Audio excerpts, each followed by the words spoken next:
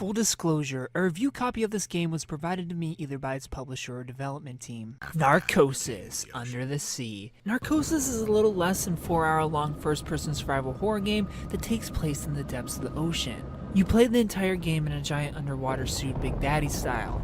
You're able to thrust forward, also Big Daddy style, as well as throw flares and melee attack. This at first feels like a super linear underwater walking simulator. The environment is cool and creepy, and then you run into a giant sea spider and you're like, nah, this ain't no Edith Finch. This is layers of fear underwater. There are dead bodies of fellow personnel that you'll run into as you're trying to get to a shuttle to evacuate. Where the survival bit comes into play is that there are the rare one-hit kill enemies, but mostly in that your oxygen is your health. You'll have to search for decently placed oxygen tanks to allow you to keep going as your oxygen is slowly depleted. Though fish and squids will attack you, which will cause you to breathe harder and lose oxygen faster. This is where flares and melee come into play. You can slice and dice these fish or distract them. Thankfully, encounters such as these are greatly paced out. You'll mostly be using your flares to see in dark rooms as you're exploring 2 separate bases in the game trying to get power back to panels. I hate base exploring period, but these bases offer some purely terrifying and probably the best moments in the game. There will be shifting rooms, illusions, again reminding me of an underwater layers of fear, and it's really cool, really got my heart racing. I felt suspense through my entire playthrough, not really knowing what the game is going to throw at me next. I do have quite a few issues with this game. I felt like the overall experience was more stressful than it was enjoyably scary. It could just be because of the setting, the whole underwater base thing that I automatically don't like, but I didn't enjoy exploring these areas. I don't have a solution for making space station like areas enjoyable to explore, but they're just not for me. They stress me out. But this is just a personal vendetta.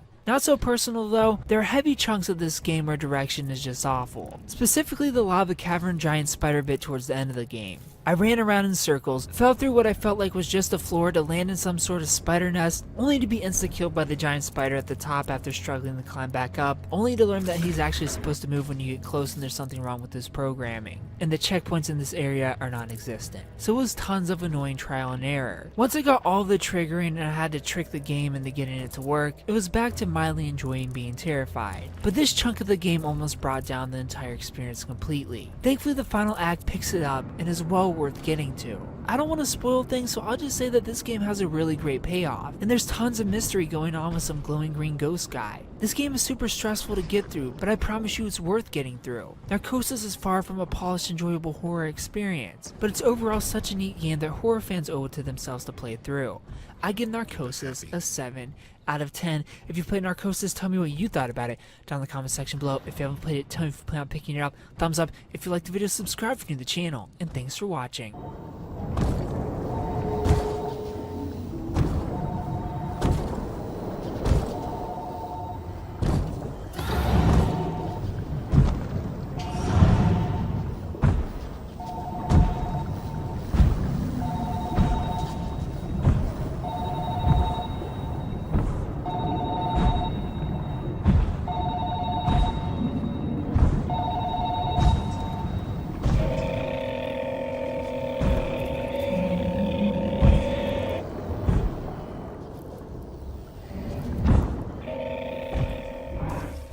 If you like this video, please consider supporting me on Patreon so that I can continue to bring you reviews for all the newest games at patreon.com/superkengaming. You'll get access to early audio and video versions of reviews, exclusive Let's Play videos, and you'll even get to choose the game I play next. Thanks for watching, and of course, stay beautiful.